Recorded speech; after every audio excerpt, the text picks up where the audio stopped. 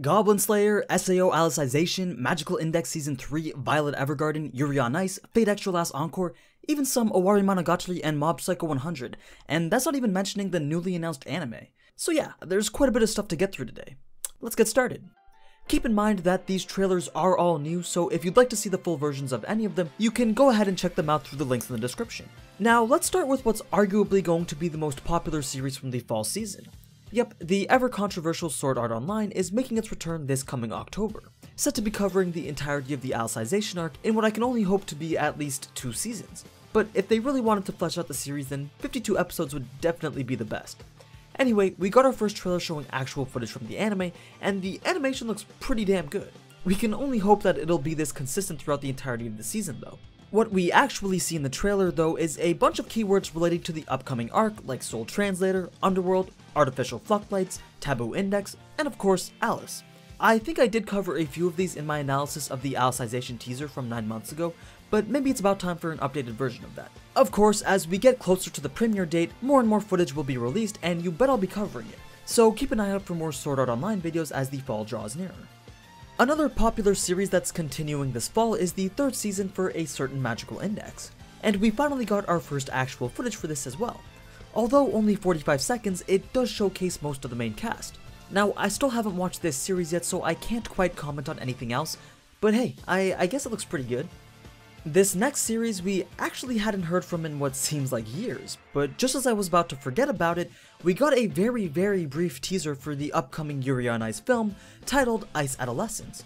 And just like that, I can hear every female anime fan within a 100-mile radius screaming at the top of their lungs. But yeah, Yuri on Ice. Judging by the title and the visual that we were given, my guess would be that it'll cover Victor's early years as a figure skater. As for what we do know, the staff that worked on the TV anime are also working on the movie, and the release date is confirmed for sometime in 2019. While we're on the topic of anime that happen to be popular with the ladies, apparently K is also one of them. So here I've got the new previews for episodes 4, 5, and 6 from the K7 Stories movie series. Episode 4 will be called Lost Small World, Episode 5 will be Burn, and Episode 6 is Circle Vision Nameless Song. I actually got to see the first one at Anime Expo and it was pretty damn good. Rather short, but we did get to see a pretty dope fight between the Red and Blue King.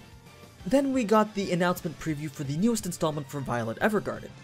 Other than rehashed footage from the anime, we did get an expected release date of January 2020, which kind of sucks since now we have to wait well over a year to see more Violet. But considering that it's going to take this long to produce, you can expect the quality to be as great or even better than the anime, if that's even possible. But with the movie budget, I'd love to see what they come out with. And don't worry about it being a recap film because it was stated to cover its own original story. Another movie that's coming out a bit sooner is the finale for Fate Extra Last Encore, called Illustrious Geocentrism.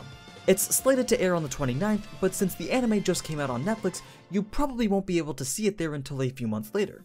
It's set to kick off right from where the anime ended, and judging from the trailer, you can tell there's going to be a lot of focus on the battle between Nero and Gawain. Now, I know this wasn't everyone's favorite Fate, but maybe they'll be able to give this series a proper close with this 2-hour special. Studio Shaft is also working on the Zoku Owari Monogatari movie, which just so happened to have a preview recently dropped as well. It's said to be the concluding part of the final season and is set for release in Japanese theaters in the fall. Alright, now that we've got all the continuing series out of the way, let's shift over to some of the upcoming new ones, starting with Goblin Slayer. I'm definitely expecting big things from this anime. Studio White Fox always manages to do a good job adapting series that are fantasy based and also have dark themes. And since the source material is also rated fairly highly, the potential is definitely there. It will be coming out in the fall alongside a lot of other big shows, but this is definitely not one to sleep on. Then, since Darling in the Franxx has finished up, Studio Trigger unveiled their new project at Anime Expo called SSSS Gridman. They premiered the first episode, but I didn't have a chance to go watch it, so I can't give you my first impressions yet. They did, however, release this new preview, and although I'm not too fond of the CG-heavy mechs, I love the consistency that they have in the way that they design their characters.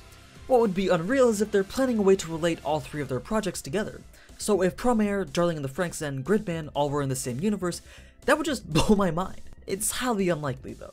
Another interesting mecha anime that's coming out in the winter is Revisions. This is an original anime by Studio Shirogumi that's part of a new anime programming block cleverly titled Plus Ultra. Now don't get immediately turned off by the complete CG style though.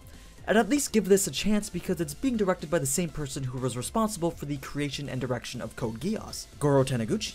This could very well turn out to be a great show. Next up is a show that I'm personally looking forward to because it's one that plans to flip the zombie genre on its head by supposedly giving us something different. Studio Mappa is putting together what I hope to be a competent horror anime for the fall in what's called Zombieland Saga. The preview was very reminiscent of the opening sequence from The Walking Dead, so maybe they're hinting that it'll be a more gritty post-apocalyptic zombie survival anime. And just to wrap up with a few other newly previewed anime, there's Studio Dean's mystery shonen anime called Muyo and Roji's Bureau of Supernatural Investigation, Studio Ponuk's 3-part anime anthology called Modest Heroes, and Little Film's supernatural anime dealing with investigations into the occult called Mayanaka no Occult Komuin. Now shifting over to recent anime announcements, a 2-part anime film called Sailor Moon Crystal covering the Dead Moon Circus arc is coming out. Pony Canyon's Restage is getting an anime, a second Trinity 7 film is in the works, an anime adaptation of Domestic Girlfriend was announced, 3 new Strike Witch projects were revealed, and finally, Mob Psycho 100 got a new visual along with the release of its teaser website, where it says that a new update for the second season will happen every month until the show premieres in January.